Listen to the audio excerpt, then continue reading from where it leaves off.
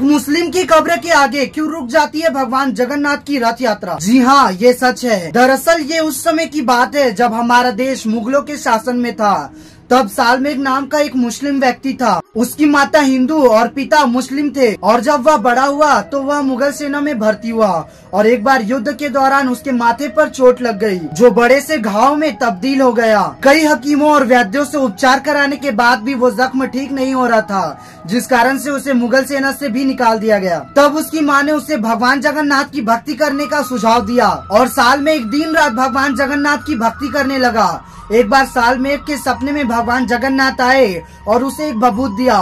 उस भभूत को सपने में ही सालमेघ ने अपने माथे पर लगाया और जब सालमेघ की नींद टूटी तब उसे एहसास हुआ कि यह एक सपना मात्र था। लेकिन वह यह देखकर आश्चर्यचकित हो गया कि उसके माथे का घाव ठीक हो चुका था। फिर वो भगवान जगन्नाथ की जय जयकार करते हुए मंदिर जाने लगता है, लेकिन मुस्लिम होने के कारण उसे अंदर जाने नहीं दिया जाता है और वो दरवाजे पर ही बैठकर भगवान जगन्नाथ की भक्ति करने लगता है। समय बीतता गया और भगवान की भक्ति करते करते सालमेघ की मृत्यु हो गई। लेकिन अपनी मृत्यु से पहले वो भगवान से कहता है कि अगर मेरी भक्ति में सच्चाई है तो भगवान स्वयं मेरे मजार पर आएंगे। और कुछ दिनों बाद जब रथ यात्रा निकली तो ठीक ऐसा ही हुआ।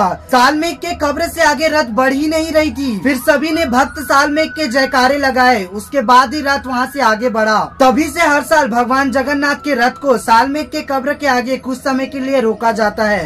जय श्री जगन्नाथ।